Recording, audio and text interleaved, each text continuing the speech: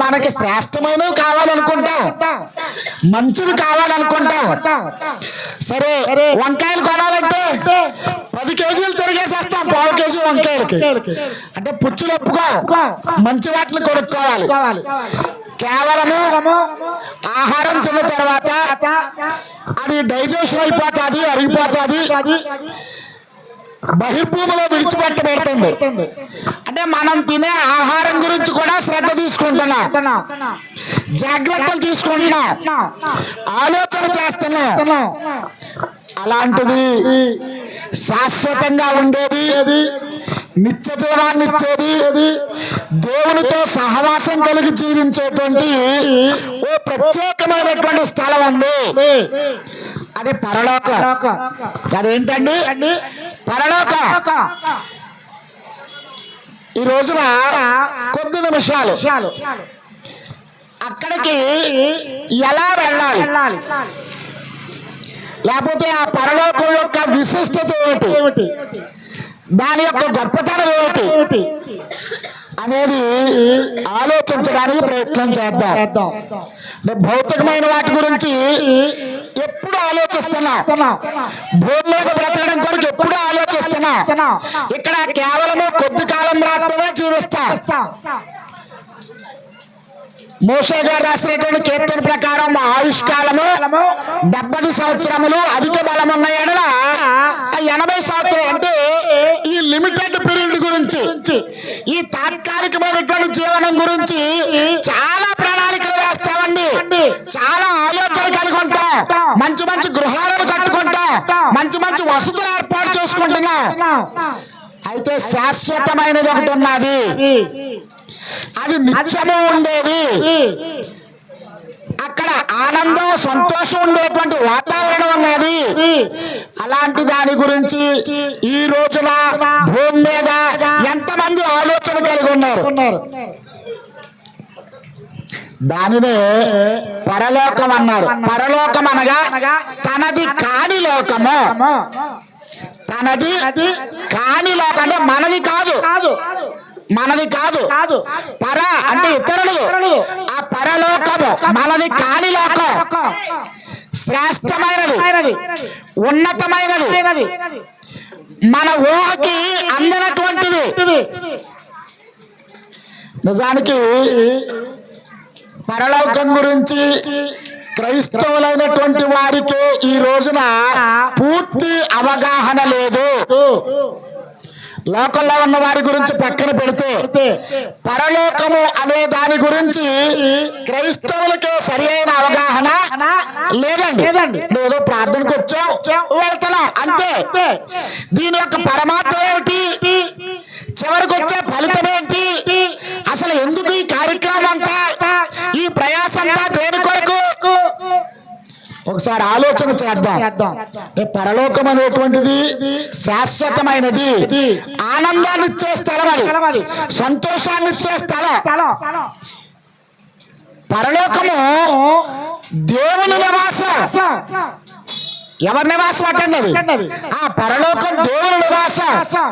యేసు ప్రభువు తన శిష్యులతో మాట్లాడుతూ మత్తయి రాసిన సువార్త 6వ అధ్యాయంలో ఆయన చెప్తున్నాడు, పరలోకమందున్న మా తండ్రి, వారికి ప్రార్థన నేర్పుతూ. అంటే పరలోకం ఎవరి నివాసం?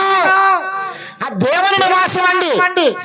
దేవుని నివాసంలో ఉండడానికి, దేవునితో పాటు ఉండడానికి ఈ ప్రయత్నం.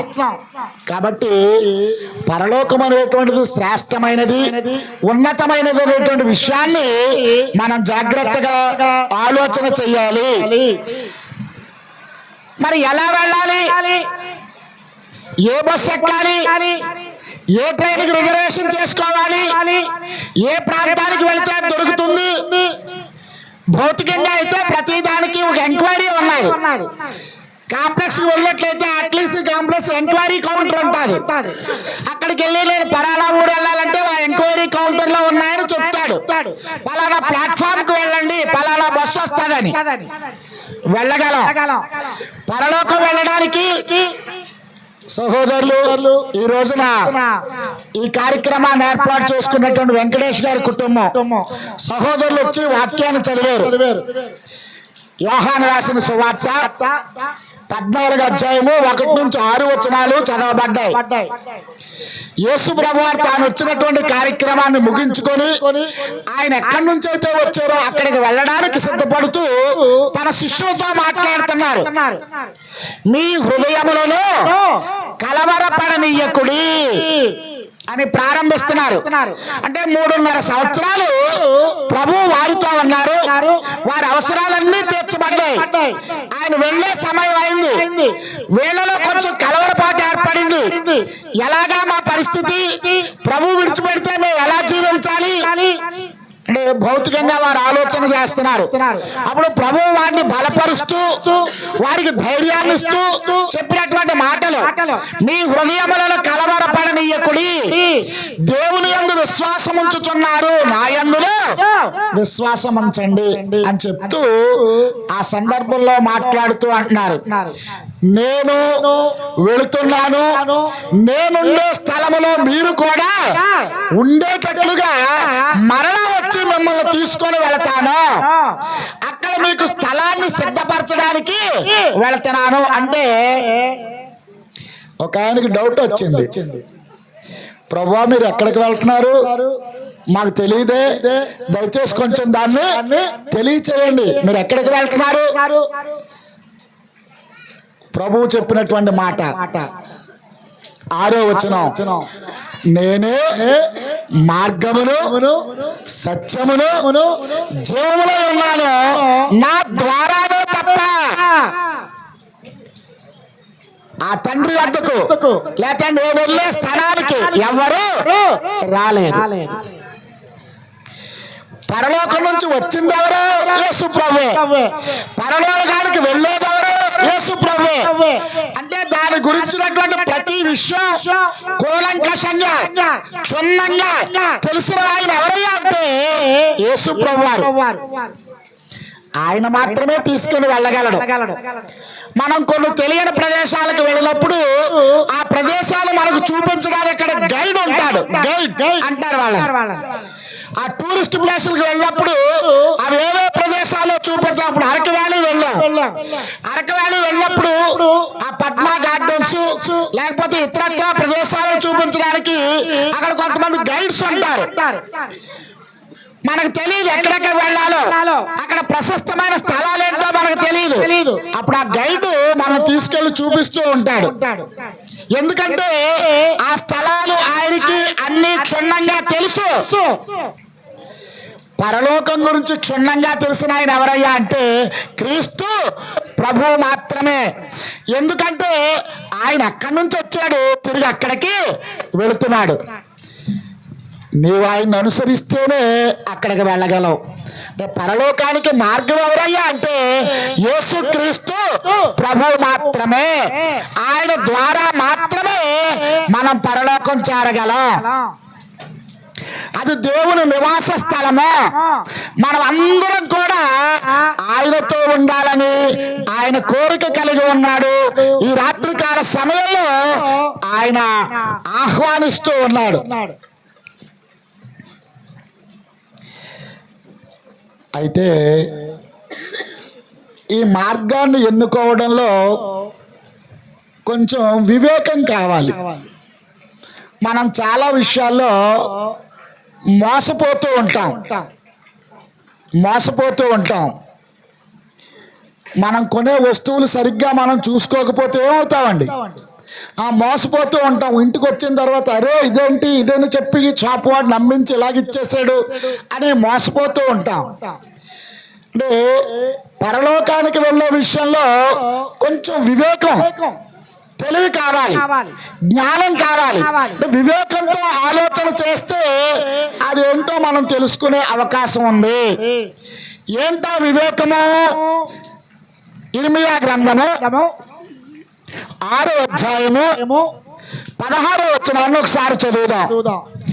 ఇర్మియా గ్రంథం 6వ అధ్యాయము 16వ వచనాన్ని చదువుదాం.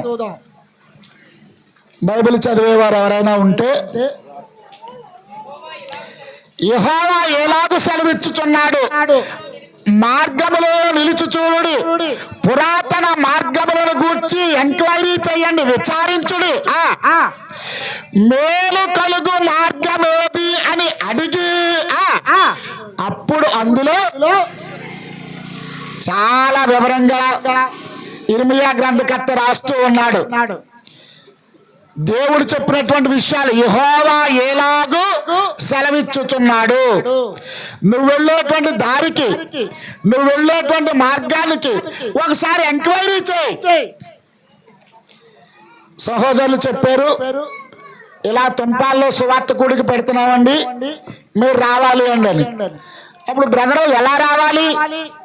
పలానా చోటుకి రండి, అక్కడ ఆగి ఫోన్ చేయండి. నేనన్నా బ్రదరు కసింకోట దాటిన తర్వాత మీకు ఫోన్ చేస్తా. బ్రదర్ చెప్పారు, నేను పలానా కొత్తూరు సెంటర్లో ఉంటాను. ఇలా ఫాలో అప్ అవ్వగలిగితేనే మేము ఇక్కడికి చేరుకోగలిగాం. మనం ఏదైనా ప్రాంతానికి వెళ్ళినప్పుడు ఒకసారి మీరు ఆలోచన చేయండి. ఏదైనా గ్రామానికి వెళ్ళినప్పుడు, ఏదైనా పట్టణానికి వెళ్ళినప్పుడు డైరెక్షన్స్ ఉంటాయి. దాన్ని మైల్ స్టోన్స్ అంటారు. మైల్ స్టోన్స్ అంటే మైలురాళ్ళు. ఆ ఊరు ఇంకా ఎంత దూరంలో ఉంది, ఎన్ని కిలోమీటర్లో ఉంది అనేటువంటి మైల్ స్టోన్స్ ఉంటాయి. ఒక సెంటర్ వచ్చిన తర్వాత బోర్డు ఉంటుంది, దాని మీద 4 ఊర్ల పేర్లు ఉంటాయి. కొన్ని ఏరో మార్కులు ఇటువైపు ఉంటాయి, కొన్ని ఏరో మార్కులు పైకి ఉంటాయి, కొన్ని బాణం గుర్తులు ఇటువైపు ఉంటాయి. మనం వెళ్ళవలసిన మార్గం ఏదో జాగ్రత్తగా ఐడెంటిఫై చేస్తేనే, గుర్తిస్తేనే అలాగా వెళ్ళగలం. ఏదోలో అంటే ఎక్కడికి వెళ్తామండి? ఏదోలాగే వెళ్తాం. ఏదోలో అంటే ఏదోలాగే వెళ్తాం. ఒకవేళ తెలియదు, చదువుకోలేదు, ఏం చేస్తామండి? అమ్మ ఏం చేస్తారా? ఆ సెంటర్లో నిలబడి అయ్యా పలానా ఊరు ఎలా వెళ్ళాలి ఆ ఎంక్వైరీ చేస్తా. ఎందుకంటే నువ్వు సరియైన గమ్యాన్ని చేరుకోవాలి, నువ్వు అనుకున్న గమ్యం చేరుకోవాలి. నువ్వు ఎక్కడికి వెళ్ళాలో అక్కడికి చేరుకోవాలి. ఎక్కడికో వెళ్ళడానికి ప్రయాణం చేయలేదు, నువ్వు అనుకున్న గమ్యం చేరడానికి ప్రయాణం చేస్తున్నా. ఈ భూమి మీద కూడా మనం ఎందుకో రాలేదు, మనకు ఒక ఆలోచన ఉంది, మనకు ఒక గమ్యం ఉంది, దేవుడు ఏర్పాటు చేసిన ఒక సంకల్పం ఉంది. తెలుసుకోవలసిన బాధ్యత నాకు ఉంది. తెలుసుకోకపోతే ఎవరో పెద్ద ఆయన అన్నాడు పుల్లయ్య వ్యాపారం అని. ఎక్కడికి వెళ్ళాడటండి? పుల్లయ్య వ్యాపారం తెలుసా అమ్మా? ఆ పుల్లయ్య వ్యాపారం ఒక యజమాని దగ్గర పనివాడు పని చేస్తున్నాడు. ఆయన గారి పేరు పుల్లయ్య. ఈ యజమాని భార్య రాత్రి ఇంట్లో కూర్చుని మాట్లాడుకుంటున్నారు. రేపొద్దుట పుల్లయ్యని పలానా ఊరు పంపించాలి. ప్రక్క నుంచి ఉన్నాడు పుల్లయ్య. పొద్దున పిలిచారు పుల్లయ్యను, ఒరే నాన్న పలానా ఊరు వెళ్ళి. అయ్యారు వెళ్ళొచ్చేసారండి. ఎందుకెళ్ళో? వెళ్ళొచ్చేసారండి. ఎందుకెళ్ళో? వెళ్ళొచ్చేసారండి. ఎందుకెళ్ళాడండి? ఈరోజు భూమి మీద ప్రపంచంలోనూ అలాగే బ్రతుకుతున్నాం చాలా మంది. మనం ఎందుకు వచ్చావు ఈ భూమి మీదకి? ఈ మానవ జన్మ ఎందుకు ఎత్తావు? మరలా తిరిగి ఎక్కడికి వెళ్ళాలి? ఆలోచన లేదు, అవగాహన లేదు. నేను చాలా కాలం క్రితం రోడ్డు మీద వెళ్తూ పోస్టర్ చూశాను. సినిమా పోస్టర్ మంచి మంచి పేర్లు పెడుతున్నారండి, మనకు తగ్గ పేర్లే. ఆ సినిమా పోస్టర్ చూశాను. పేరేంటో తెలుసా? తిన్నామా, పడుకున్నామా, తెల్లారిందా. అబ్బా భలే ఉందని పేరు. చాలా కాలం అయిపోయింది, 2-3 సంవత్సరాలు అవుతుందేమో. తిన్నామా, పడుకున్నామా, అదే కాన్సెప్ట్తో బతికెత్తున్నారు జనాలు. మానవ జన్మకు సార్థకత అనేటువంటిది ఉండాలా? నేను ఎందుకు జన్మించాను, తిరిగి మళ్ళా ఎక్కడికి వెళ్ళాలి, ఆలోచన ఉండాలండి, అవగాహన ఉండాలి. దేవుడు చెప్తున్నాడు, తండ్రి అయిన దేవుడు తన గ్రంథంలో రాయించాడు, ఇదిగో యెహోవా ఎలాగూ సెలవిచ్చుచున్నాడు, మార్గములో నిలిచి చూడండి, పురాతన మార్గముల గురించి ఒకసారి ఆలోచన చెయ్యండి, ఎలా పడితే అలా వెళ్ళకండి. మేలు కలుగు మార్గమేది అని అడిగి, మేలు కలుగు మార్గం ఏదని అడిగి అందులో నడుచుకోండి. ఓసారి అడగాలి, ఎంక్వైరీ చేయాలి, తెలుసుకోవాలి. ఆ తెలుసుకోవడం కొరకే ఇలాంటి కార్యక్రమాలు. ఈ టెంపాల్లోను బిఆర్టీ కాలనీలో ఉన్నటువంటి సంఘాలు ఏకీభవించి ఇలాంటి కార్యక్రమాలు ఏర్పాటు చేస్తున్నాయి. మనం ఆ మార్గాల్లో నడుచుకునేటట్లుగా, ఆ మార్గాల్లో ప్రయాణించేటట్లుగా, గమ్యం చేరగలిగేటట్లుగా. కాబట్టి దయచేసి ఆలోచించండి. భౌతికమైన వాటి విషయాల్లో చాలా సమయాన్ని హెచ్చిస్తున్నాము. భౌతికమైనవి ఎన్నుకునే విషయంలో చాలా తెలివిగా ప్రవర్తిస్తున్నాము. భౌతికమైన విషయాల్లో చాలా ఆలోచన కలిగి ఉన్నాము. శాశ్వతమైనది, నిత్యమైనది, ఎల్లప్పుడూ నీతో దేవునితో నీ ఉండేటువంటి ఆ ఏర్పాటును బట్టి దయతో ఆలోచన చేద్దాం. ఒక ఆయన ఆ మార్గాన్ని ఎన్నుకోవడానికి ప్రయత్నం చేస్తూ ఉన్నాడు. అపోస్తుల కార్యాలు 8వ అధ్యాయం. అపోస్తుల కార్యములు 8వ అధ్యాయము. 8వ అధ్యాయం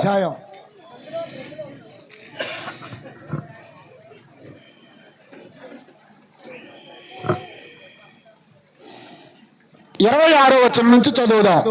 26వ వచనం నుంచి.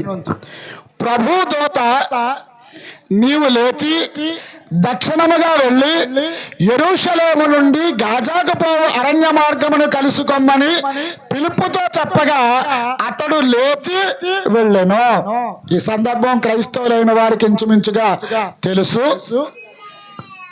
ఒక ఆయన నపుంసకుడు ఐనక్ ఇథియోపియా దేశం నుంచి, ఇథియోపియా దేశానికి ఆర్థిక శాఖ మంత్రి, ధనాగారం అంతటి మీద మంత్రి అయి ఉన్నాడు. ఆయన దేవుని ఆరాధించడానికి ఎక్కడికి వెళ్తున్నాడట? యెరూషలేము వెళ్తున్నాడు దేవుని ఆరాధించడానికి. చదువుదాం ఒకసారి. అప్పుడు ఐథియోపియాల రాణి అయిన కందాకే క్రింద మంత్రి అయి ఉండి ఆమె యొక్క ధనాగారమంతటి మీద ఉన్న ఐథియోపియుడైన నపుంసకుడు ఆరాధించుటకు యెరూషలేమునకు వచ్చి ఉండెను. యెరూషలేముకు వెళ్ళాడు. ఆ కార్యక్రమం ముగించుకున్నాడు. తిరుగు ప్రయాణం అయ్యాడు.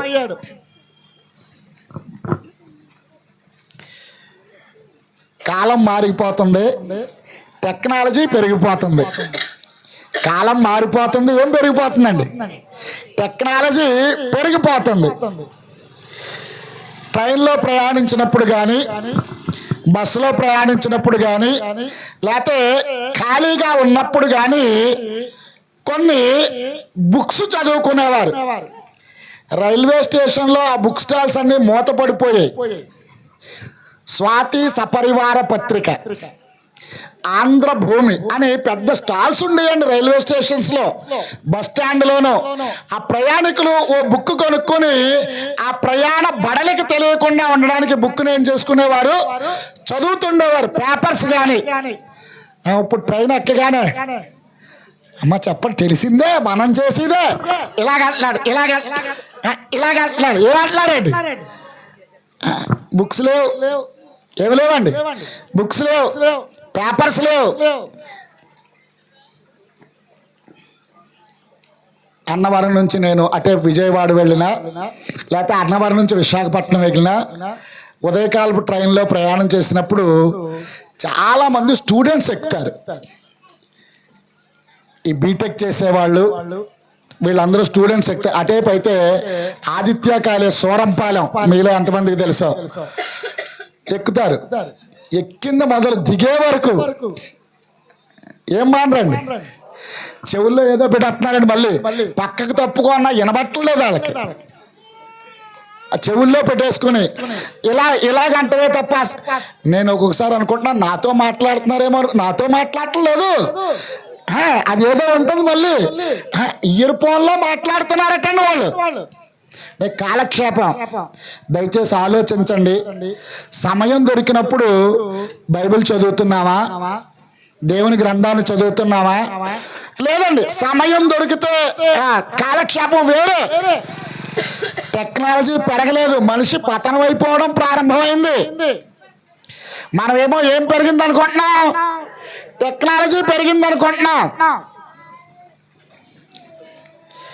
బ్యాంకుకి వెళ్ళినప్పుడు ఆ అకౌంట్ ఆపరేట్ చేసేటప్పుడు కొడుతున్నాడు ఆయన. ఇలా కొట్టిన తర్వాత సగం అవుతుంది, ఆగిపోయింది. ఏంటంటే సర్వర్ పని చేయలేదు అంటున్నాడు. ఏం పని చేయలేదటండి. ఇప్పుడు వెళ్ళాలో తెలియదు, ఉండాలో తెలియదు. సర్వర్ పని చేయలేదు. చక్కగా బుక్లో రాసేవారు, ఇచ్చేసేవారు డబ్బులు. టెక్నాలజీ పెరిగింది, సర్వర్ పని చేయలేదు. ఏమైందండి? ఏమీ కాలేదు. ఉంటే అక్కడ సాయంకాలం వరకు ఉండి పనిచేసే వరకు, లేకపోతే లేదు. అలాగైపోయింది మన పరిస్థితి. ఖాళీ సమయంలో ఈ నపుంసకుడు రథం మీద వెళ్తూ ఏం చేస్తున్నాడండి? ఆ మరకలా సెల్ చూడటం లేదు. అంటే అప్పుడు సెల్ ఫోన్ లేదంటారేమో మీరు, అప్పుడు సెల్ ఫోన్ లేదంటారేమో. ఆ సెల్ చూడటం లేదండి. ఏం చేస్తున్నాడండి? చదువుదాం. మార్గంలో నిలిచి చూడుడి, పురాతన మార్గముల గురించి విచారించుడి, మేలు కలుగు మార్గం ఏదని అడిగి అందులో ఎంక్వైరీ చేయాలి. అతడు తిరిగి వెళ్ళొచ్చు. 28వ వచనం. అతను తిరిగి వెళ్ళొచ్చు, తన రథము మీద కూర్చుండి ప్రవక్త అయిన యెషయా గ్రంథము ఏం చేస్తున్నాడటండి? చదువుతున్నారు. అయితే మీరేమనుకోవద్దు, అన్నవాళ్ళ నుంచి మనం ప్రశ్నార్థానికి వచ్చాడా ఈయన అనుకోవద్దు. ఎంతమంది బైబిల్ చదువుతారండి? బైబిల్ చదివే అలవాటు ఎంతమందికి ఉందండి? ప్రతిరోజు బైబిల్ చదివి వారానికి ఒకసారి కదండి. ఎవరో చెయ్యి ఎత్తటం లేదు అంటే చలిగా ఉన్నది కాబట్టి చెయ్యి ఎత్తటం లేదు. బైబిల్ చదివే అలవాటు ఎంతమందికి ఉందండి? ప్రతిరోజు ఏం చదవాలండి? బైబిల్ చదవాలి. ఒక విషయం ఆలోచించండి, ఆయన క్రైస్తవుడు కాదు, ఐథియోపియా నపుంసకుడు. ఇంకా ఏం కాలేదండి, ఆ క్రైస్తవుడు కాదు. కానీ ఏం చదువుతున్నాడటండి? యెషయా గ్రంథాన్ని చదువుతున్నాడు. క్రైస్తవుడు కాదండి, ఇంకా క్రైస్తవుడు అవ్వలేదు, ఇంకా బాప్తిసం పొందలేదు. యెషయా గ్రంథాన్ని చదువుకుంటున్నాడు కానీ ఆ విషయాలు ఏమి ఆయనకు అర్థం కావటం లేదు. చదువుదాం.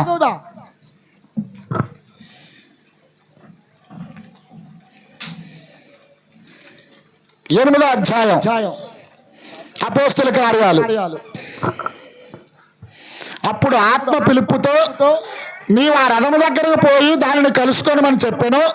పిలుపు దగ్గరకు పరిగెత్తుకొని పోయి అతడు ప్రవక్త అయిన యెషయా గ్రంథము చదువుతుండగా విని, నీవు చదువుతున్నది గ్రహించుచున్నావా అని అడుగగా, చాలా జాగ్రత్తగా చూడండి. అప్పుడు అతడు ఎవడైనను నాకు త్రోవ చూపకుంటే, వెదికే పనిలో ఉన్నాడు, మార్గాన్ని వెదికే పనిలో ఉన్నాడు, తన గమ్యాన్ని చేరే పనిలో ఉన్నాడు. ఎవడైనను నాకు త్రోవ చూపకుంటే నాకు ఎలాగ అర్థమవుతుంది? నేను ఎలా తెలుసుకోగలను? ఈ రోజున భూమి మీద త్రోవ చూపే సేవకులు చాలా మంది ఉన్నారు, దేవుని పనివారు చాలా మంది ఉన్నారు. క్రైస్తవ లోకానికి తెలుసు, ధనవంతుడు లాజరును కూర్చున్నటువంటి సన్నివేశం. లాజరు చనిపోయాడు, ధనవంతుడు చనిపోయాడు. అప్పుడు ధనవంతుడు అగ్ని గంధకాలతో మండేటువంటి ఆ గుండంలో యాతన పెట్టబడుచు అక్కడ ఉన్నటువంటి అబ్రహాము రొమ్మును ఆనుకునేటువంటి లాజరును చూసి అబ్రహాము గారితో మాట్లాడుతున్నాడు. తండ్రివైన అబ్రహామా, ఒక్కసారి లాజరును పంపిస్తే అతని వేలి కొనను ముంచి నా నాలుక మీద 2 చుక్కల నీళ్లు వేస్తే నా యాతన, ఈ బాధ సహించగలను అన్నప్పుడు అక్కడ దేవుని మాటలు ఏముంటాయి అంటే, అక్కడి వారు ఇక్కడికి, ఇక్కడి వారు అక్కడికి దాటి రాజాలకుండినట్లు మహా అగాధం ఉంచబడి ఉన్నది. మరి ఎలాగ నేను నేర్చుకోవడం? నాకు వెళ్ళే అవకాశం లేదు. ఇక భూమి మీద నాకు ఇంకా 5గురు సహోదరులు ఉన్నారు. వాళ్ళ సంగతి ఏంటి? మోషేయు ప్రవక్తలలో ఉన్నారు, వెళ్ళి వారి దగ్గర నేర్చుకోండి. అంటే దేవుని మార్గాన్ని చూపించడానికి సంఘం ఉంది, సేవకులు ఉన్నారు, సువార్తికులు ఉన్నారు, ఆ త్రోవ చూపించేవారు. ఇక్కడ పిలుపు దగ్గరికి సువార్తికుడైన నపుంసకుడి దగ్గరికి సువార్తికుడైన పిలుపు పంపించబడ్డాడు. ఈయనకి అర్థం కాలేదు. ఏం చదువుతున్నాను, ఎవరి గురించి రాయబడింది, విషయం ఏమిటి, సంగతి ఏమిటి అర్థం కాలేదు. అప్పుడు పిలుపు వెళ్ళి ఎవరి గురించి చెప్పారటండి. 34వ వచనం. అప్పుడు నపుంసకుడు ప్రవక్త ఎవరిని గూర్చి ఎలాగూ చెప్పుచున్నాడు, తన్ను గూర్చియా వేరొకరు గూర్చియా, దయచేసి నాకు తెలుపమని పిలుపుని అడిగాను. అందుకు పిలుపు నోరు తెరచి ఆ లేఖనమును అనుసరించి అతనికి యేసును గూర్చిన సువార్త ప్రకటించెను. ఎవరి గురించి చెప్పారటండి. ఇప్పుడు పరలోకానికి మార్గం ఎవరు చెప్పాలి. మనం చదువుకున్నాం కదా, యేసు నేనే మార్గమును సత్యమును జీవమును, నా ద్వారానే తప్ప. పిలుపు గారు ఆ సంగతి ఆ నపుంసకుడికి తెలియజేశారు. యేసును గూర్చిన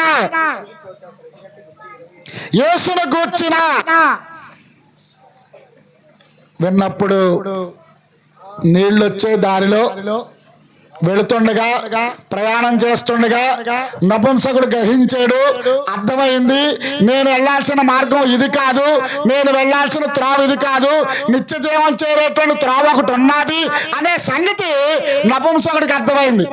వెంటనే పిలుపుతో అన్నాడు, ఇదిగో నీళ్లు, నాకు బాప్తిసం ఇవ్వడానికి ఆటంకం ఏమిటి? దయచేసి ఆలోచించండి. ఈ రాత్రికాల సమయంలో పరలోకం చేరడానికి క్రీస్తు ప్రభు మాత్రమే మార్గము. ఆల్టర్నేటివ్ లేదు, అంటే ప్రత్యామ్నాయం ఏమీ లేదు.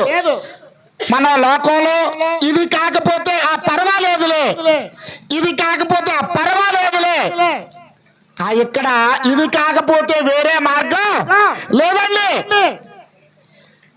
ఒక్కొక్కసారి ప్రయాణం చేస్తున్నప్పుడు టేక్ డైవర్షన్ అనేటువంటి చిన్న అడ్డంకి వస్తుంది. అంటే ఇక్కడ మార్గం లేదు, మీరు ఈ ప్రక్క నుంచి వెళ్ళండి. అక్కడ ఏదో కల్వర్ట్ బాగు చేస్తున్నారు, బ్రిడ్జ్ కడుతున్నారు, ఆ వేరే మార్గం ఉన్నదండి, ఆ వేరే మార్గం ఏర్పాటు చేస్తారు. ఇక్కడ అలాంటి వేరే మార్గాలు ఏవి లేవు. పరలోకం వెళ్ళడానికి ఎవరి మార్గం అండి? యేసుక్రీస్తు మాత్రమే మార్గం, ఇంకెవ్వరూ లేరు. ఆల్టర్నేటివ్ లేదు, ప్రత్యామ్నాయం లేదు.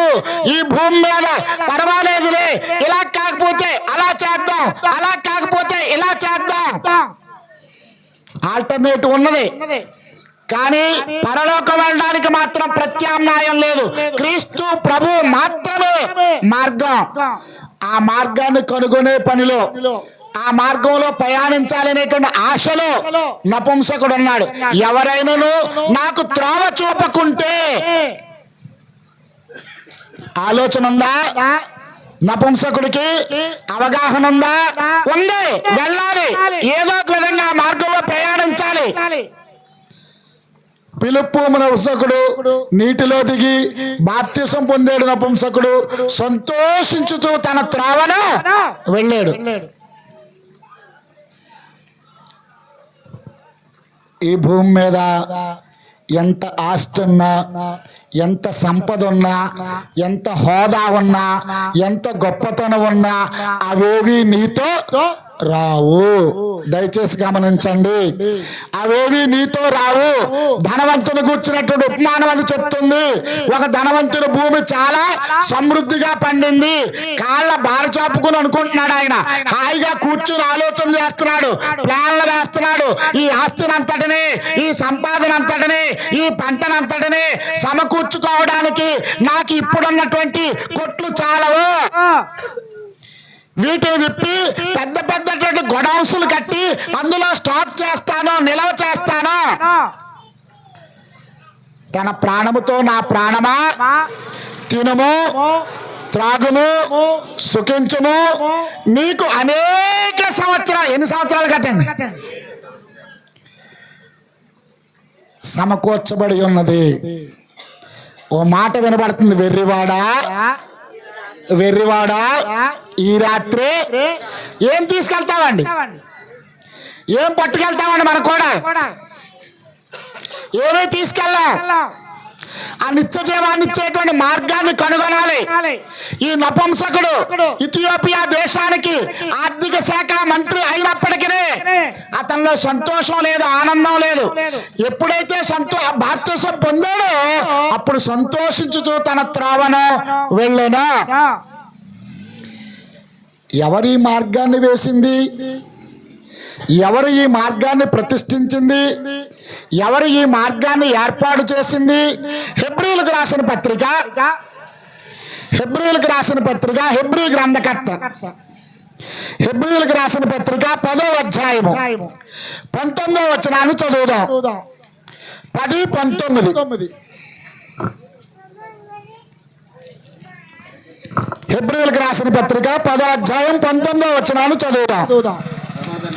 సహోదరులారా, యేసు మన కొరకు ప్రతిష్ఠించిన మార్గములు అనగా నూతనమైనది, జీవము గలది, ఆయన శరీరమును తెర ద్వారా ఏర్పరచబడదు మార్గమున ఆయన రక్తము వలన పరిశుద్ధ స్థలమునందు ప్రవేశించుటకు మనకు ధైర్యము కలిగి ఉన్నది. ఎవరు ప్రతిష్ఠించిన మార్గం అట ఇది? అక్కడక్కడ రోడ్ ఎంట్రన్స్ లోను, బ్రిడ్జి ఎంట్రన్స్ లోను కొన్ని శిలా పలకాలు చూస్తాం. ఏం చూస్తామండి? శిలా పలకాలు. పలానా మంత్రి గారు దీన్ని ప్రారంభం చేస్తున్నారు, పలానా ఎమ్మెల్యే గారు దీనికి శంకుస్థాపన చేశారు. ఇది ఈ రోజు నుంచి వాడుకలోకి వస్తుంది. అప్పుడప్పుడు మనం న్యూస్ లో చూస్తూ ఉంటాం, ప్రధానమంత్రి గారు బ్రిడ్జి ఓపెన్ చేసి జాతికి అంకితం. అంటే ఇక్కడ నుంచి బ్రిడ్జి మీరు ఉపయోగించుకోవచ్చు, ఇక్కడ నుంచి భవనాన్ని మీరు ఉపయోగించుకోవచ్చు, ఇక్కడ నుంచి మార్గాన్ని మీరు వినియోగించుకోవచ్చు అని ఈ భూమి మీద ఉన్నటువంటి ఓ ప్రధానమంత్రి, ఒక ఎమ్మెల్యే, ఓ మినిస్టర్ గారు ఆ పలకాలను ప్రారంభం చేశారు. పరలోకం వెళ్ళే మార్గాన్ని ఎవరు ప్రతిష్ఠించారట? యేసుక్రీస్తు ప్రతిష్ఠించాడట పరలోకం వెళ్ళే మార్గాన్ని. మనం పరలోకం వెళ్ళడానికి యేసుక్రీస్తే మార్గాన్ని ఏర్పాటు చేశారు. యేసు ప్రభువే మార్గాన్ని ఏర్పాటు చేశారు. మరొకసారి చదువుదాం. సహోదరులారా, యేసు మన కొరకు ప్రతిష్ఠించిన మార్గము. ఎవరు ప్రతిష్ఠించారటండి? ఆ యేసు ప్రభు ప్రతిష్ఠించిన మార్గం ఇది, పరలోకాన్ని చేర్చే మార్గం. కాబట్టి శ్రేష్టమైనది. ఇక్కడ వాడిన పదాలు ఏంటంటే నూతనమైనది, జీవము గలది. ఈ మార్గంలో ప్రయాణం చెయ్యాలి, అప్పుడు నువ్వు గమ్యస్థానం చేరగలవు. అందుకే ప్రభు ధైర్యంగా అంటున్నాడు, నేనే మార్గమును, సత్యమును, జీవమును. మార్గం ఆయనే.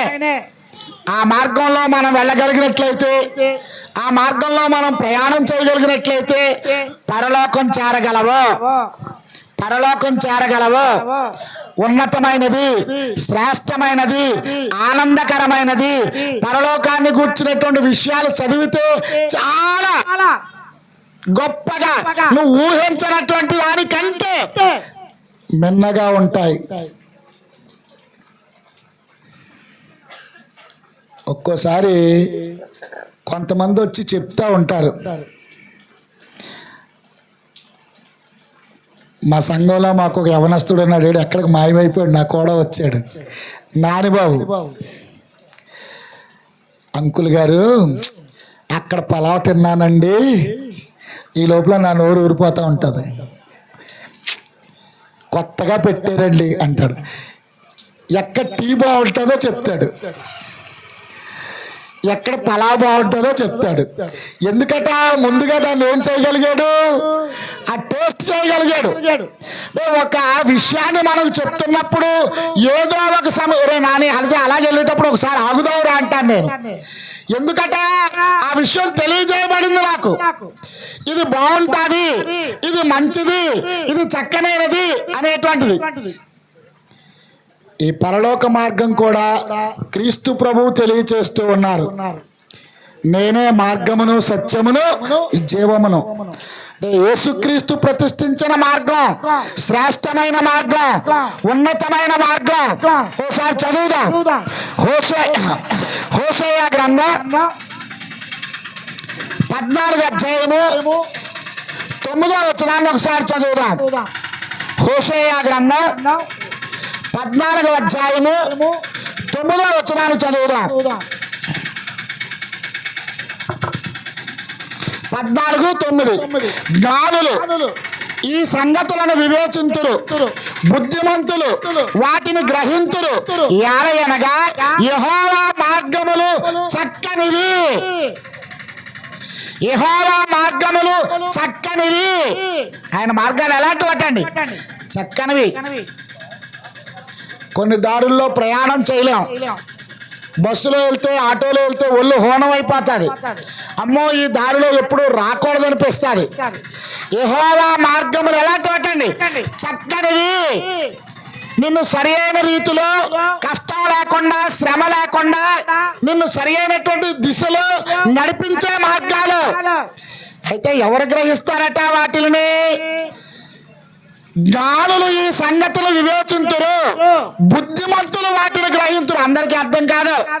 ఎంత చెప్పినా అయ్యా ప్రార్థనకు రండి, అయ్యా క్రీస్తును నమ్ముకోండి, లేకపోతే బాప్తిసం పొందండి, అయ్యా సంఘానికి రండి, చాలా మంది గ్రహించలేరు. జ్ఞానులు ఎవరైతే జ్ఞానులై ఉంటారో ఈ సంగతులు వివేచిస్తారు, ఆలోచిస్తారు.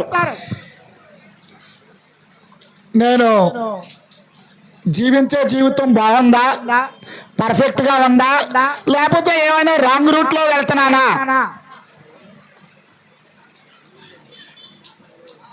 తప్పిపోయిన గొర్రెను గురించి, పోగొట్టుకున్న నాణ్యాన్ని గురించి, తప్పిపోయిన కుమారుని గురించి యేసుప్రభువారు ఉపమానం చెప్పారు. ఆ తప్పిపోయిన కుమారుని కూర్చున్నటువంటి ఉపమానంలో ఆ తప్పిపోయిన కుమారుడు అంటున్నాడు, తండ్రి నాకు వచ్చే ఆస్తి భాగమంతటిని నాకు పంచిచ్చే. తండ్రి ఏమాత్రం మాట్లాడకుండా ఆస్తిని పంచిచ్చేసాడు. వెంటనే దూరదేశం పోయి తన ఆస్తిని అంతటిని దుర్వ్యాపారం వల్ల పాడు చేసుకున్నాడు. ఆఖరికి తినడానికి కూడా ఆహారం లేదు. ఇబ్బంది పడసాగాడటండి, ఇబ్బంది పడసాగాడు. ఏదైనా కూలి చేద్దామని ఒక ఆయన దగ్గరికి వెళ్తే పందులు కాయడానికి పెట్టుకున్నాడు. ఆయన ఆకలేస్తుందో ప్రక్క, పందులు మేపాలి. ఆ పందులు తినే పొట్టు తిన ఆశపడను గాని అవి వీలు పడలేదు. అక్కడ ఒక పదం రాయబడింది, అయితే అయితే బుద్ధి వచ్చినప్పుడు, బుద్ధి వచ్చినప్పుడు నా తండ్రి ఇంట అనేక మంది కూలివాండ్లకు సమృద్ధిగా ఆహారము ఉన్నది, నేనైతే ఇక్కడ ఆకలికి. అంటే ఒకసారి బేరీజు వేసుకున్నాడు అనమాట. ఒకసారి బేరీజు వేసుకున్నాడు. ఎలా ఉండేవాడిని, ఎంత చక్కగా ఉండేవాడిని, ఎంత ఆనందంగా ఉండేవాడిని, ఏ హోదాలో ఉండేవాడిని, ఈ రోజు నా స్థితి ఏంటి? ఒకసారి బేరీజు వేసుకున్నాడండి. ఈ రోజున ప్రతి ఒక్కరూ ఆలోచన చేసుకోవాలి. దేవుడు నన్ను ఎందుకు సృష్టించాడు, ఎలా ఉండడానికి సృష్టించాడు, ఎలా బ్రతకడానికి సృష్టించాడు, అసలు దేవుడు మనల్ని ఎందుకు సృష్టించాడండి? దేవుడు మనల్ని ఎందుకు సృష్టించాడండి? దేవుని కుమారులుగా, కుమార్తెలుగా బ్రతకడానికి. ఆ విషయాన్ని మర్చిపోయి బ్రతుకుతున్నాం. లోకం ఆ విషయాన్ని మర్చిపోయి బ్రతుకుతున్నారు. అందుకే అబద్ధాలు, అందుకే మోసం, అందుకే కక్షలు, అందుకే కోపం, అందుకే ద్వేషం, అందుకే అసూయ. దేవుని స్వభావాన్ని కోల్పోయి నేను దేవుని కుమారుడిగా ఉండడానికి సృష్టించబడ్డాను, దేవుని కుమార్తెగా ఉండడానికి సృష్టించబడ్డాను అనే ఆలోచన లేక, అవగాహన లేక జీవిస్తున్నాం. ఆ కుమారుడు ఆలోచన చేస్తున్నాడు, నా తండ్రి ఇంట అనేక మంది కూలివాండ్రకు ఆహారము సమృద్ధిగా ఉన్నది, నేనైతే ఇక్కడ ఆకలికి చచ్చిపోవచ్చున్నాను. నా తండ్రి ఇంటికి వెళ్ళి, తండ్రి నీకును పరలోకమునకును విరోధముగా నేను పాపము చేసి ఉన్నాను, ఇక మీదట నీ కుమారుడులను అనిపించుకున్నట్టుకు యోగ్యుడను కాదు, నీ కూలివాడిలో ఒకరిగా పెట్టుకో.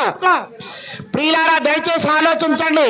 తండ్రి అయిన దేవుడు నిన్ను స్వీకరించడానికి, కుమారుడుగా చేసుకోవడానికి ఎప్పుడూ రెడీగానే ఉన్నాడు. వెళ్ళడానికే నువ్వు రెడీగా ఉండు, అంగీకరించడానికే నువ్వు రెడీగా ఉండు, అంగీకరించడానికే నువ్వు సిద్ధపడు. ఆ చిన్న కుమారుడు వెళుతుందా దూరంగా ఉండగానే ఆ తండ్రి పరిగెత్తుకుని వచ్చి కుమారుని మెడ మీద పడి ముద్దు పెట్టుకున్నాడటండి. ఈ రోజు దేవుడు ఆహ్వానిస్తున్నాడు, యేసుక్రీస్తు దానికి మార్గాన్ని చూపిస్తున్నాడు. ఆయనే మార్గం, నేను తీసుకెళ్తాను రండి నాతో. శిష్యులతో అంటున్నాడు, నేను వెళ్ళి స్థలము సిద్ధపరిచి నేనుండు స్థలములో మీరు ఉండులాగున మరలా వచ్చి నేను మిమ్మల్ని. దయచేసి ఆలోచించండి. ఆ మార్గంలో ప్రయాణించడానికి ఇష్టపడుతున్నావా? ఆ మార్గంలో వెళ్ళడానికి ఆలోచన కలిగి ఉన్నావా? యేసుక్రీస్తే పరలోకానికి మార్గం. అక్కడి నుంచి వచ్చింది ఆయనే, మరలా అక్కడికి తిరిగి వెళ్ళేది ఆయనే. ఆయనతో వెళితేనే నువ్వు అక్కడికి వెళతావు. ఇంకెవ్వరికి ఆ మార్గం తెలియదు.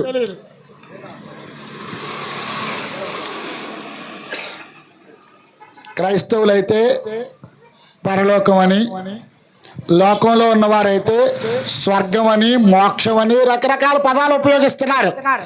నువ్వు మోక్షం అన్నా, నువ్వు స్వర్గం అన్నా, నువ్వు పరలోకం అన్నా, ఏదైనా చివరికి వెళ్ళాల్సింది క్రీస్తు ప్రభు ద్వారా మాత్రమే. ఆయన ద్వారా మాత్రమే. వేరే మార్గం లేదు, వేరే ఆలోచన లేదు. క్రీస్తు ప్రభు ద్వారా మాత్రమే పరలోకం వెళ్ళగలం. చివరిగా ఓ రెండు మాటలు చెప్పి ముగించుకుందాం. ఎలా వెళ్ళాలి, ఏం చెయ్యాలి? నువ్వు వెళ్ళాలంటేనే ఏం చెయ్యాలి? నపుంసకుడికి అర్థమైంది, ఏం చెయ్యాలో చేశాడు. నేనేం చెయ్యాలి? హెబ్రీయులకు రాసిన పత్రిక 3వ అధ్యాయం 1వ వచనాన్ని చదువుదాం. హెబ్రీయులకు రాసిన పత్రిక 3వ అధ్యాయం 1వ వచనం. పరలోక సంబంధమైన పిలుపులో పాలు పొందిన పరిశుద్ధ సహోదరులారా, అపోస్తలులలో ప్రధాన యాజకుడైన యేసు మీద లక్ష్యముంచుడి అంటున్నాడు అక్కడ. మనం పరలోకం వెళ్ళాలంటే ఎవరి మీద లక్ష్యం ఉంచాలట? ఎవరి మీద లక్ష్యం ఉంచాలట? మన ఆలోచన, మన తలంపు, మన అవగాహన అన్నీ కూడా యేసు మీద. అపోస్తుల కార్యాలు 3వ అధ్యాయంలో పేతురు, యోహానులు మధ్యాహ్నం 3 గంటల సమయంలో శృంగారం అనే దేవాలయానికి వెళ్తున్నారు. అక్కడ పుట్టుకతోనే కుంటివాడైనట్టు ఒక మనుష్యుడు కొంతమంది చేత మోసుకొని తీసుకొని రాబడి అక్కడ కూర్చుని ఉన్నాడు దేవాలయపు బయట. పేతురు, యోహానులు వెళ్తా ఉంటే వాళ్ళని భిక్షం అడుగుతున్నాడు. పేతురు అన్నాడు, మా యొద్ద నీకివ్వడానికి వెండి బంగారములు లేవు, మాకు కలిగిందే నీకు ఇస్తాం. అక్కడ ఒక పదం రాయబడింది. వాడు పేతురు, యోహానుల మీద లక్ష్యముంచెను. ఏముంచాడటండి? వారి యొద్ద ఏమైనా దొరుకులని వారి మీద లక్ష్యముంచాడు. స్వస్థపరచబడ్డాడు, దేవాలయానికి వెళ్ళాడు, గంతులు వేస్తున్నాడు. చూసిన వారందరూ ఆశ్చర్యపోయారు. శృంగారం అనే దేవాలయం బయట కూర్చున్న కుంటివాడు ఇతడేనా అని కొంతమంది, ఇతడు కాదు ఇతడు పోలిన వాడు, అతని గురించి డిస్కషన్ మొదలైంది. దయచేసి ఆలోచించండి. ఇది వరకు అబద్ధాలు ఆడేవాడు ఇతనేనా? ఇంతవరకు మోసం చేసేవాడు ఇతనేనా? ఇంతవరకు అన్యాయంగా బ్రతికేది ఈమెనా? నీ బ్రతుకు చూపించాలి, నీ జీవితం చూపించాలి. అలా చూపించాలంటే ఈ మార్గంలోకి రావాలి. లోకంలో ఉంటే చూపించలేవు. ఈ మార్గంలోకి వస్తేనే నీలో డిఫరెన్స్ కనబడుతుంది, వ్యత్యాసం కనబడుతుంది. నీ మాట, నీ ప్రవర్తన, నీ జీవన విధానం చూపించగలగాలి. కాబట్టి యేసు మీద ఏం చేయాలటండి? ఆ లక్ష్యం ఉంచండి. ఓసారి నీ గురి ఇవన్నీ చూడకో. మనమేమో అన్ని చూడడం అలవాటు, అసలైంది మానేస్తాం. లక్ష్యం ఉంచండి, యేసు మీద లక్ష్యం ఉంచండి. యేసు మీద లక్ష్యం ఉంచితే ఆ పరలోక సంబంధమైన పిలుపులో నువ్వు పాలు పొందుతావు. పరలోక సంబంధమైన పిలుపు అది. ఎక్కడికో రమ్మని పిలవటం లేదు. నీ చేతిలో వెడ్డింగ్ కార్డు పెడుతున్నారు, అయ్యా మా అబ్బాయి పెళ్లి, అమ్మా మా అమ్మాయి పెళ్లి, దయచేసి తప్పనిసరిగా మీరందరూ. పూర్వకాలం కార్డుల్లో రాసి ఉండి సకుటుంబ సపరివార సమేతంగా వేంచేసి మదర్పిత తాంబూలాది సత్కార్యములు గైకొని మమ్మ ఆనందింపచేయ ప్రార్థన. ఇప్పుడు అన్ని తీసేశారు. మీ రాకను ఆకాంక్షించేవారు 2 అక్షరాలతో వదిలేస్తున్నారు. అంటే యేసు మీద లక్ష్యం ఉంచి ఆయన పిలిచిన పిలుపుకి నువ్వు లోబడితే పరలోకి వెళ్ళే మార్గం ఆయనే. మత్తయి రాసిన సువార్త 7:21 చాలా సార్లు చదువుంటారు. ప్రభువా ప్రభువా నన్ను పిలుచు ప్రతి వాడును పరలోక రాజ్యంలో ప్రవేశింపగానే పరలోకమందున్న తండ్రి చిత్తము. అంటే పరలోకి వెళ్ళాలంటే ఎవరి చిత్తాన్ని నెరవేర్చాలి? నీ ఇష్టం కాదు.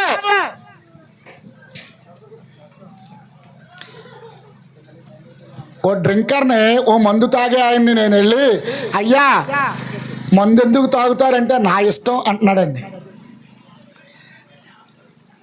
ఇంకేమంటున్నాడు తెలుసా? నువ్వేనా కొనెత్తున్నావా? నా ఇష్టం నువ్వేనా కొనెత్తున్నావా? నీ ఇష్టం కాదు, నీ ఇష్టం చల్లదు. పరలోకమందున్న తండ్రి చిత్తము చొప్పున చేయువాడే అక్కడికి వెళ్ళాలంటే. అంటే తండ్రి చిత్తాన్ని ఆయనకో సంకల్పం ఉంది, ఆయనకో ఆలోచన ఉంది. ఆ సంకల్ప ప్రకారం ఎవరైతే నడుస్తారో వారు పరలోకం వెళతారు. క్రీస్తు ప్రభు ఆయనతో పాటుగా తీసుకుని వెళతాడు. చేపలు పట్టే జాలర్లు పేతురు, యోహాను, అంద్రేయ, యాకోబు వీళ్ళందరూ ఆ గలిలయ సముద్రం వైపు వెళ్తున్నాడు యేసు ప్రభు వారు. వాళ్ళు కనపడ్డారు. నా వెంబడి రండి, నేను మిమ్మల్ని మనుష్యులను పట్టు. మార్కు రాసిన సువార్త 1:17 వారు వెంటనే తమ వలలు తమ తండ్రి యొద్ద విడిచి ఆయన ఏం చేశారటండి? వెంటనే నిర్ణయం, రేపు మాపు ఎల్లుండు చూద్దాం. ఓ సహోదరు దగ్గరికి వెళ్ళాను, అమ్మ ప్రార్థనకు రావచ్చు కదా, యేసు ప్రభువుని నమ్ముకోవచ్చు కదా అని ఓ పెద్ద ఆవిడని అడిగాను. అయ్యగారు కంగారు పడకండి, మా అమ్మాయి పెళ్ళి అయిపోనివ్వండి అన్నది. పెళ్ళి అవ్వకుండా చచ్చిపోయిందండి. దయతో ఏమనుకోండి, పెళ్ళి అవ్వకుండా చచ్చిపోయిందండి ఆవిడ. అంటే పెళ్ళి అయిపోతే యేసు ప్రభు దగ్గరికి వస్తుందట. ఇంకొక ఆయన అన్నాడు, అయ్యగారు ఇల్లు కట్టేయడం అయిపోయినవాడు వచ్చేస్తాను. ఇల్లు కట్టలేదు, ఆయన ఉండలేదు, చచ్చిపోయాడు ఆయన.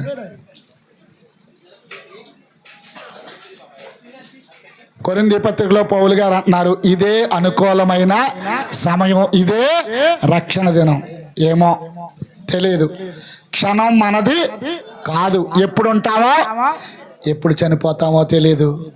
ఉదయం లేస్తున్నాం, సాయంకాలం మన పడకకి తిరిగి చేరుకుంటున్నామంటే కేవలము దేవుని కృప. ఇక్కడున్న వారందరూ ఒక విషయాన్ని ఆలోచించండి దయచేసి. ఇక్కడ ఉన్నవారు, ఈ సౌండ్ ద్వారా వినేవారు ఒకసారి ఆలోచించండి. నువ్వు రాత్రి నిద్రపోయావు, మరలా ఉదయాన్ని నువ్వు లేవగలిగావు అంటే ఎవరి కృప ఉందండి? సరే, ఈ భూమి మీద నీతో పడుకున్న వాళ్ళందరూ పొద్దుట్లు వేసారా? నీ పక్కింటోళ్ళే లెగలేదేమో. ఆ భార్య అంటుంది, రాత్రి చేపల కూరని ఓ ముద్ద ఎక్కువగా తిన్నాడమ్మా ఇష్టంగానే. అయ్యో పొద్దులకి లేవలేదు. లేస్తున్నారా? దేవుడు నీకు అవకాశం ఇస్తున్నాడు. ఇదే అనుకూల సమయం, ఇదే రక్షణ దినం. ఆ ప్రభు ప్రతిష్ఠించిన మార్గంలో, యేసుక్రీస్తు ప్రభు తీసుకెళ్లే మార్గంలో పరలోకానికి వెళ్ళాలంటే క్రీస్తు ప్రభువే మార్గము. దాన్ని నపుంసకుడు ఎంక్వైరీ చేశాడు, దానికి దేవుడు కూడా సహాయం అంటే నీకు వెళ్ళాలని ఆలోచన ఉంటే ప్రభు చెయ్యందిస్తాడు, దేవుడు చెయ్యందిస్తాడు. అసలు నీకు ఆలోచన లేకపోతే, ఒక ఆయన నదిలో కొట్టుకుపోతున్నాడు. అప్పుడు ఎవరో ఒక ఆయన అయ్యో నదిలో కొట్టుకుపోతున్నాడు తోడు అందించాడు. ఆ కొట్టుకుపోయే ఆయన ఏం చేయాలండి? కొట్టుకుపోయే ఆయన ఏం చెయ్యాలి? పట్టుకోడు. పట్టుకుంటే రక్షించబడతాడు, వదిలేస్తే కొట్టుకుపోతాడు. చాలా సార్లు వరదలు వచ్చినప్పుడు అలాంటి పరిస్థితులు చూస్తున్నాం మనం. దేవుడు నీకు సహాయం చేస్తాడు. నాకు ఆలోచన ఉంటే, నాకు మనస్సు ఉంటే, నాకు కోరిక ఉంటే దేవుడు సహాయం చేస్తాడు. కాబట్టి ప్రభువా నన్ను పిలుచు ప్రతివాడు పరలోక రాజ్యంలో ప్రవేశింపడు, పరలోకమందున్న తండ్రి చిత్తము చొప్పున చేయువాడే ప్రవేశిస్తాడు. బిఆర్టీ కాలనీ, అలాగే తుమ్మపాల సహోదరులు సంఘం ఇన్ని ఆలోచన చేసి ఇంత వ్యతిరేకమైన పరిస్థితుల్లో కూడా ఈ కార్యక్రమాన్ని ఏర్పాటు చేయాలంటే వారితో పాటుగా మరికొంతమందిని పరలోకం తీసుకెళ్ళాలి. అదే వారి కోరిక, అదే సేవకుల కోరిక, అదే మా అందరి కోరిక.